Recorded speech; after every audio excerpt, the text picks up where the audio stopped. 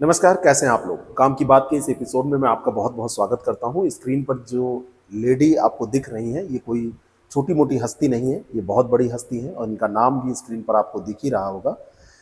मेधा पाटकर। मेधा पाटकर नर्मदा बचाओ आंदोलन की अगवाकार, सबसे प्रमुख उसकी नेतृत्वकर्ता और भारत की बहुत बड़ी सामाजिक कार्यकर्ता। सब लोग इनको जानते हैं, लेकिन अभी ये चर्चा में आई हैं। एक मामले में इनको सजा हुई है और ये सजा हुई है 5 महीने की। 10 लाख रुपए का जुर्माना भी इन पर लगाया गया है और ये मामला कोई नया मामला नहीं है, बहुत पुराना मामला है, 23 साल पुराना मामला है। एक व्यक्ति है वीके सक्सेना। वीके सक्सेना के बारे में आप जरा मुझे बताइएगा कि ये कौन है। तो इन्होंने 2001 में एक मानहानि का मुकदमा इनके ऊपर दर्ज किया था, तो उसी में अभी ये फैसला आया है। मैं हूं ओम पांडे और आपको आज मेधा पाटेकर के बारे में कुछ ऐसी बातें बताऊंगा जो जानना आपके लिए जरूरी है। मेधा पाटेकर की पढ़ाई लिखाई मुंबई में हुई, इनका जन्म वहाँ पर 1954 में हुआ। ये सारी चीज़ें तो आप सब लोग जानते हैं, लेकिन इनको कुछ पुरस्कार मिले जो कि सबको नहीं मिल पाते हैं। लेकिन उससे पहले हम बात कर लेते हैं मेधा पाटेकर की मानहानि के मामले की पृष्ठभूमि कि कैसे कैसे ये मामला हुआ था। बात है 2001 की। 2001 में वीके सक्सेना ने इनके खिलाफ एक मानहानि का मुकदमा दर्ज कराया था। साकेत कोर्ट में इसकी सुनवाई चल रही थी। 23 साल हो गए मामले की सुनवाई चलती रही।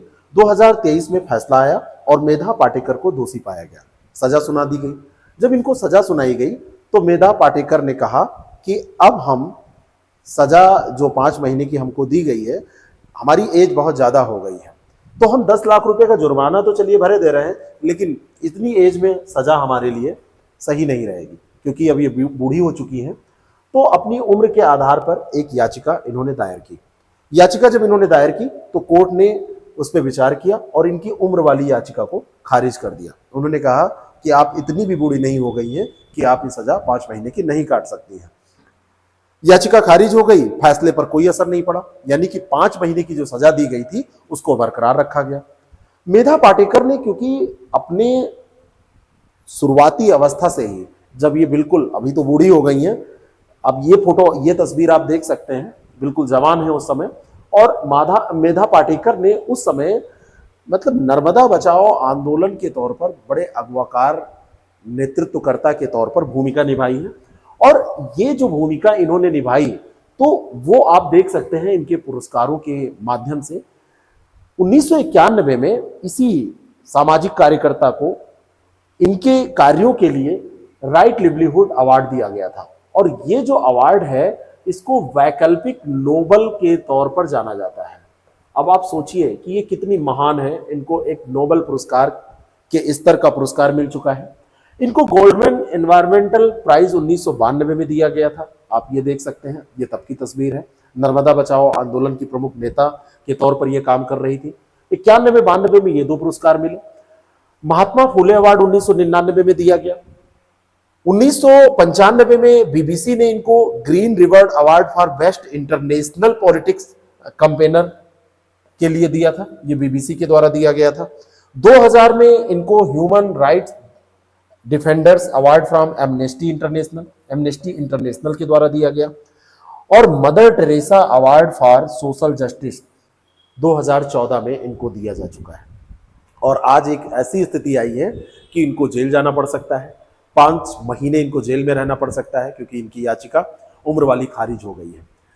बताना यहां पर मैं ये आपको चाहता हूं कि अगर कोर्ट के फेरे में कोई पड़ा है तो वो बच नहीं सकता है। आपने कई केस देखे होंगे, बड़े बड़े लोगों को देखा होगा, जेल जाते हुए देखा होगा।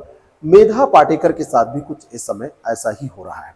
एक समय की ये इतनी बड़ी नेतृत्वकर्ता, इतनी बड़ी सोशल एक्टिविस्ट, इतनी बड़ी सोशल वर्कर, अभी भी ये एक्टिव है, ये काम कर रही है। लेकिन आज जो समय पलटा है, तो 23 साल बाद एक मामला मानहानि का, और ये उठकर सामने आ गया है। मेधा पाटेकर पर जो आरोप लगे थे, काफी लंबे समय से ये केस चल रहा था। 23 साल लगा। खैर, ये एक लंबा समय है, और ये हमारी न्याय व्यवस्था कितना टाइम लगाती है कि एक व्यक्ति जवानी से बुढ़ापे में प्रवेश कर जाता है, तब तक एक मामला नहीं सॉल्व हो पाता है।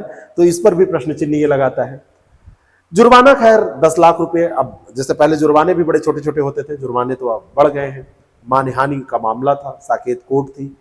तो मामले की शुरुआत 2001 में होती है, 24 में जाके ये सारी चीजें हो रही हैं। तो एक लंबी प्रक्रिया, यानी कि जवानी से व्यक्ति बुढ़ापे में पहुंच गया और एक केस उसका नहीं सॉल्व हो रहा है, साकेत कोर्ट के द्वारा इतना टाइम लिया जा रहा है, सबूत इकट्ठे किए जा रहे हैं, फैसला लेने में इतना समय लगाया जा रहा है, तो ये हमारी न्याय व्यवस्था पर एक बहुत बड़ा प्रश्न चिन्ह है।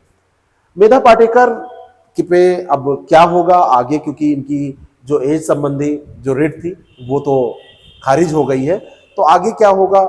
आगे ये कह रहे हैं कि हम आगे की कोर्ट में और जाएंगे, वहां पे हम अपनी याचिका देंगे और वहां पर रिक्वेस्ट करेंगे। तो ये तो इनका अधिकार है, ये कर सकती हैं, लेकिन 23 साल लगना अपने आप में एक बहुत बड़ी बात है, ये आप समझ सकते हैं ना।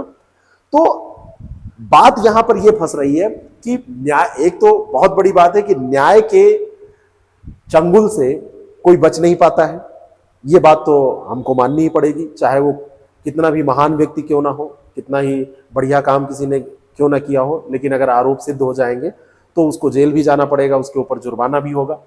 दूसरी चीज ये है कि कोर्ट इतना समय ले लेती है, 23 साल का समय, तो ये भी, और ये एक सामान्य सा केस है जो आपके सामने है। ऐसे हजारों लाखों की संख्या में केस हमारे यहाँ पेंडिंग पड़े हुए हैं, और डिस्ट्रिक्ट कोर्ट की बात करें, सुप्रीम कोर्ट की बात करें, चाहे वो हाई कोर्ट की बात करें, तो न्याय कहीं ना कहीं देरी के साथ जब मिलता है तो माना जाता है कि न्याय वो नहीं है ना। और उसको अंग्रेजी में कहें चाहे हिंदी में कहें, लेकिन वो न्याय न्याय नहीं रह जाता है। तो खैर, न्याय व्यवस्था भी, माननीय सुप्रीम कोर्ट के बार बार निर्देश आते रहते हैं कि उसको चुस्त दुरुस्त किया जाए, तेजी से सुनवाई की जाए। तो देखते हैं आगे क्या होता है, लेकिन ये बात हमको आप तक पहुंचानी थी। तो ये एपिसोड आपको कैसा लगा ज़रूर बताएं, और अगर आप नए हैं तो इस चैनल पे आप जुड़ जाएं, सब्सक्राइब कर लें इसको, और हम आगे काम की बात करते रहेंगे और आप भी उनको सुनते रहेंगे। जय हिंद, जय भारत।